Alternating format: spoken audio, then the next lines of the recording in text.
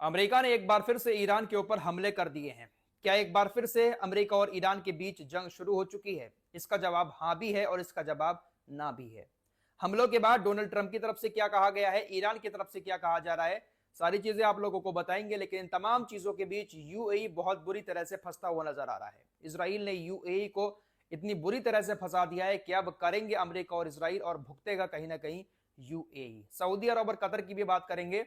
इन्होंने अभी 6 घंटे पहले इस हमले से क्या फैसला लिया था और 6 घंटे के बाद इन्होंने क्या किया है, सारी चीजें आप लोगों को दिखाने की कोशिश करेंगे। साथ ही साथ एक वायरस दुनिया में फैल रहा है जिसका नाम है हंता वायरस, इस पर भी थोड़ा सा अपडेट आप लोगों को देंगे। काफी चर्चा है इस हंता वायरस की, कोरोना की तरह इसको बताया जा रहा है। क्या है यह हंता वायरस? बस 2 मिनट में इसके बारे में आप लोगों को सारी जानकारी दे देंगे। फिलहाल बड़ी खबर यह है कि अमेरिका की नौसेना ने, अमेरिका के फाइटर जेट ने, अमेरिका के ड्रोन्स ने स्टेट ऑफ हॉर्मुज में ईरान की नौसेना पर हमला किया, केशम बंदरगाह पर हमला किया। इसके अलावा बंदर अब्बास बंदरगाह पर भी ड्रोन से हमले किए गए। ईरान की राजधानी तेहरान के अंदर भी कुछ धमाकों की आवाजें सुनाई दी हैं। हमले के बाद डोनाल्ड ट्रंप ने कहा कि देखिए, ईरान ने अमेरिका के साथ बदतमीजी की थी, उसी के जवाब में हमने ये हमला किया है। ट्रंप ने कहा कि ईरानी ठिकानों पर हमले महज एक हल्का सा हमला था और युद्ध विराम अभी जारी है, सीजफायर जारी है, जंग दोबारा से शुरू नहीं हुई है, बस हमने एक हल्का सा हमला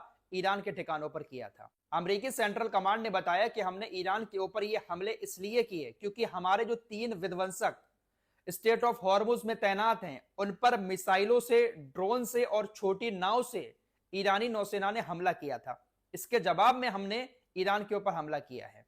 हालांकि अमेरिका ने यह भी दावा किया कि हमारे युद्धपोत के ऊपर, हमारे विध्वंसक पोत के ऊपर हमले तो हुए लेकिन हमें नुकसान किसी तरह का नहीं हुआ है। जवाबी कार्रवाई करते हुए हमने ईरान के उन तमाम सैन्य ठिकानों को तबाह कर दिया जहां से हमारे विध्वंसक पोत के ऊपर हमले शुरू किए गए थे। वहीं ईरानी मीडिया तेहरान टाइम्स ने दावा किया है कि ईरान ने अमेरिका के ऊपर जो हमले किए उसकी वजह से अमेरिका के विध्वंसक पोत को पीछे हटना पड़ा।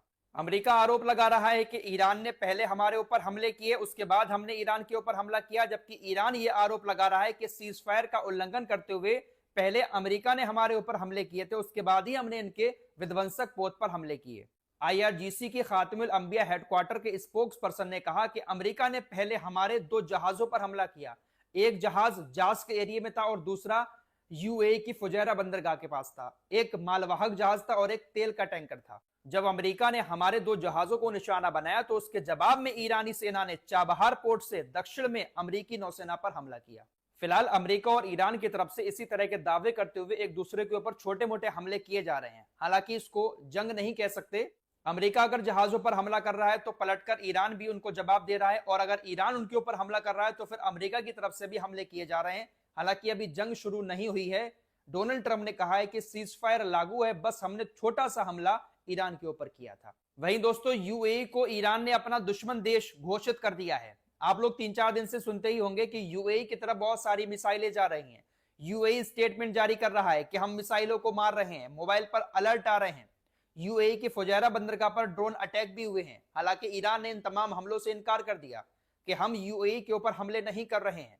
लेकिन रात जो ईरान के ऊपर हमले हुए हैं ईरानी बंदरगाहों पर और तेहरान के अंदर, ऐसी जानकारी कथित तौर पर सामने आ रही है कि इसमें यूएई भी मिला हुआ था। ऐसा दावा किया जा रहा है कि यूएई ने अपने लड़ाकू विमानों से अपने देश का झंडा हटाकर ईरान के ऊपर हमले किए, अमेरिका का साथ देते हुए। इसीलिए ईरान ने यूएई को अपना दुश्मन देश घोषित कर दिया है। ईरानी संसद की राष्ट्रीय सुरक्षा समिति के अध्यक्ष अली खेदरियान ने कहा, इस्लामिक गणराज्य अब यूएई को पड़ोसी नहीं बल्कि अपना शत्रु अड्डा मानता है, यानी दुश्मन का अड्डा मानता है।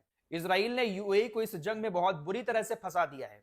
इजराइल ने यूएई के अंदर अपना आयरन डोम तक तैनात कर दिया था, भरोसा दिलाते हुए कि हम आपकी रक्षा करेंगे। उसके अलावा एक लेजर वाला सिस्टम होता है, वो भी तैनात कर दिया था जो हमलों की पहचान करता है। यूएई को भरोसा हो गया कि इजराइल और अमेरिका हमारे साथ हैं, ये हमें बचाएंगे। लेकिन दोस्तों, ये कहीं ना कहीं अपना मतलब निकाल रहे हैं और यूएई को कमजोर करने की यहां पर कोशिश कर रहे हैं। यूएई को इस जंग में शामिल करके ईरान से यूएई के ऊपर हमले करवाकर कहीं ना कहीं यूएई को कमजोर करने की कोशिश है, और यूएई को यह बात समझ नहीं आ रही है। फिलहाल इसी बीच बड़ी खबर यह भी आ रही है कि मिस्र ने अपने राफेल लड़ाकू विमानों का एक बड़ा दस्ता यूएई के अंदर तैनात कर दिया है, यूएई की रक्षा के लिए। मिस्र ने यूएई के अंदर अपने लड़ाकू विमानों को जो तैनात किया है, हो सकता है कि इसके पीछे भी इजराइल का ही हाथ हो, क्योंकि इजराइल और मिस्र आपस में मिले हुए हैं दोस्तों। कितना भी ये लोग निंदा करते रहे इसराइल की, गाजा के मामले में, फिलिस्तीन के मामले में, लेकिन मिस्र, जॉर्डन और इसराइल ये वो देश हैं जो अंदर अंदर एक दूसरे से पूरी तरह से मिले हुए हैं। हो सकता है कि इसराइल के कहने पर ही यूएई के अंदर मिस्र ने अपने लड़ाकू विमान तैनात किए हों। वैसे गाजा के लिए कभी लड़ाकू विमान तैनात नहीं किया मिस्र ने, बातें बड़ी बड़ी करते रहे, लेकिन राफेल लड़ाकू विमान यूएई के अंदर तैनात कर दिए हैं ताकि ईरान अगर कोई हमला करता है तो उसको रोक सके। आइए अब सऊदी अरब की बात कर लेते हैं। कल ही अमेरिकी मीडिया ने यह रिपोर्ट दी थी कि सऊदी अरब ने मना कर दिया है अमेरिका से कि वो अब ईरान के ऊपर कोई ऑपरेशन ना चलाएं।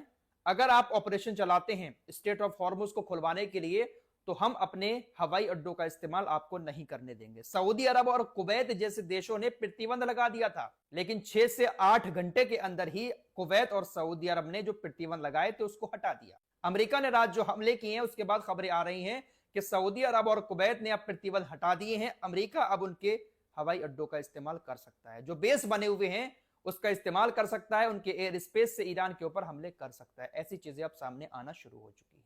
इन अरबी देशों के अंदर इतनी हिम्मत है ही नहीं कि वो अमेरिका और इसराइल को उनकी जगह इस्तेमाल करने से रोक सके।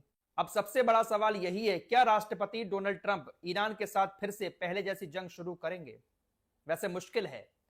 अमेरिका की खुफिया एजेंसी CIA की एक रिपोर्ट सामने आई है। खुफिया जानकारी से यह पता चला है कि ईरान के अंदर इस वक्त जो पैसे की दिक्कत चल रही है, आर्थिक कठिनाई का सामना जो ईरान को करना पड़ रहा है, वो सिर्फ 3-4 महीने तक है। उसके बाद ईरान में सब कुछ नॉर्मल हो जाएगा। जो नुकसान हुआ है ईरान उसकी किसी न किसी तरह भरपाई कर लेगा। ईरान के पास अभी भी 75% मोबाइल लॉन्चर मौजूद हैं। ईरान के पास अपनी 70% मिसाइलें हैं, अंडरग्राउंड सुविधाएं हैं। जितनी भी मिसाइलें ईरान की हमलों में डैमेज हुई थी, जो नुकसान हुआ था मिसाइल लॉन्चरों को, उसको ठीक कर लिया गया है।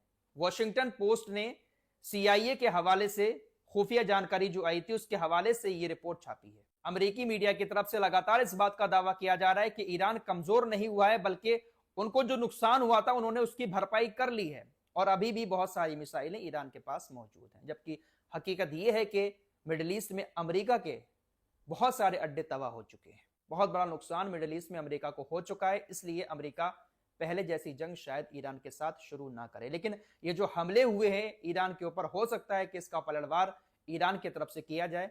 वैसे अभी तक कोई बड़ा स्टेटमेंट ईरान की तरफ से नहीं आया है कि वो बदला लेंगे। फिलहाल हंता वायरस की बात कर लेते हैं। हर साल कहीं ना कहीं से कोई ना कोई वायरस निकल आता है। इस बार क्रूज से एक वायरस निकल आया।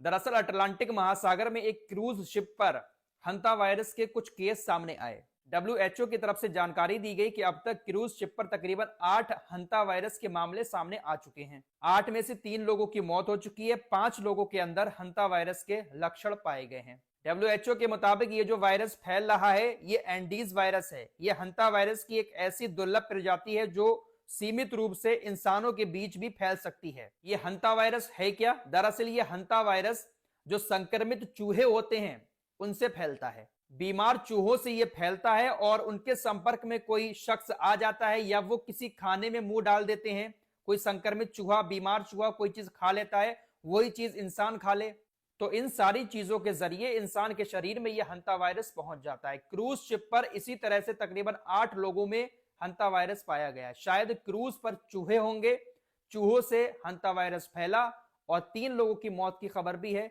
WHO ने कहा है कि जो लोग क्रूज पर हैं अभी, सबसे पहले हमें उनकी देखभाल करनी होगी, क्योंकि वो लोग अगर इधर उधर चले गए और उनके अंदर लक्षण हुए तो इंसानों से इंसानों में यह हंता वायरस फैल सकता है। अब इसके लक्षण क्या है?